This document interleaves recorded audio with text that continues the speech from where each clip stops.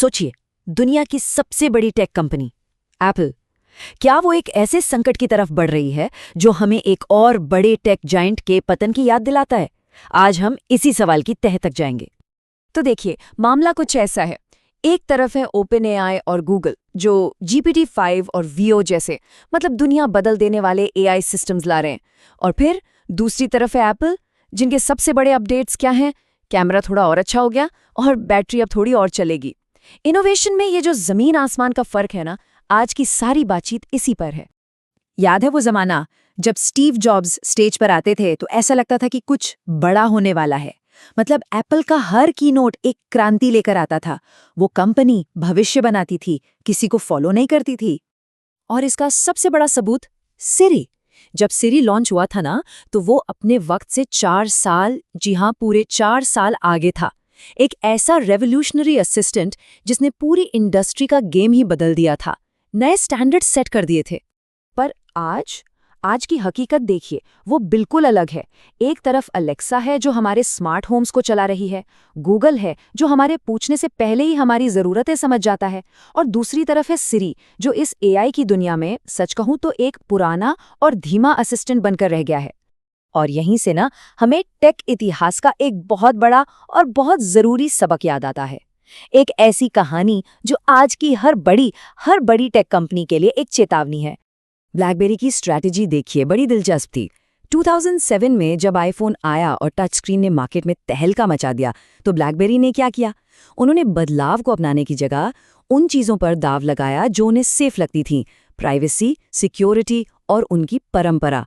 मतलब वो अपने कंफर्ट जोन में ही बने रहे। और नतीजा? खैर, नतीजा हम सब जानते हैं। उनका पतन इतनी तेजी से हुआ कि यकीन करना मुश्किल है। सोचिए, 2007 में आधे से ज्यादा स्मार्टफोन मार्केट पर उनका कब्जा था, और सिर्फ 6 साल में 2013 आते आते वो मार्केट के किंग से एक बिजनेस स्कूल की केस स्टडी बनकर रह गए। मतलब कैसे एक बड़ी कंपनी फेल होती है का सबसे बड़ा उदाहरण। तो अब आता है सबसे बड़ा सवाल, क्या इतिहास खुद को दोहरा रहा है? क्या ब्लैकबेरी की गलतियों में हमें एप्पल की आज की हालत की कोई झलक दिख रही है? यही इस पूरी बातचीत का निचोड़ है।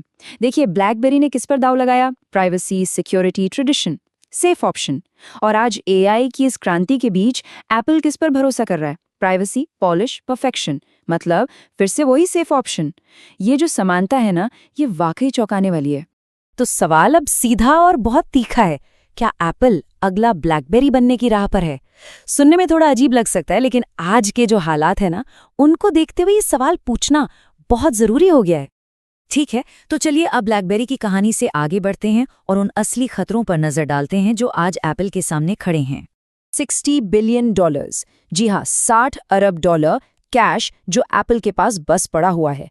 अब कोई भी सोचेगा ये तो बहुत बड़ी ताकत है, लेकिन इस केस में ये एक कमजोरी का संकेत भी हो सकता है। ये दिखाता है कि कंपनी बड़े, बोल्ड, साहसिक इनोवेशन में पैसा लगाने के बजाय उसे सिर्फ जमा कर रही है। अगर एप्पल की एआई स्ट्रैटेजी को देखें तो उसमें कई बड़ी प्रॉब्लम्स साफ नजर आती हैं। पहली, सिरी तो रेस में बहुत पीछे छूट चुका है। दूसरी, उनका जो एप्पल इंटेलिजेंस है वो 1 साल बाद भी बीटा में ही अटका हुआ है। जो अपडेट्स आ रहे हैं वो छोटे मोटे हैं, कोई क्रांति नहीं ला रहे हैं। और सबसे बड़ी चिंता की बात वो ये है कि आज एआई का भविष्य कौन तय कर रहा है? एप्पल नहीं, बल्कि उसके कॉम्पिटिटर्स। तो ये सब हमें कहाँ ले जाता है? हम एक ऐसे मोड़ पर आ खड़े हुए हैं जहां से आगे का रास्ता साफ नहीं है, भविष्य अनिश्चित है। ये कहानी अभी खत्म नहीं हुई है और इसका अंजाम, सच कहूं तो, कुछ भी हो सकता है। तो आखिरी और सबसे बड़ा सवाल यही बचता है, क्या दुनिया की सबसे वैल्यूएबल कंपनी एप्पल इस एआई के संकट से बाहर निकल पाएगी, इससे पहले कि बहुत देर हो जाए? या फिर क्या वक्त हाथ से निकल चुका है? इस सवाल का जवाब शायद सिर्फ वक्त के पास ही है।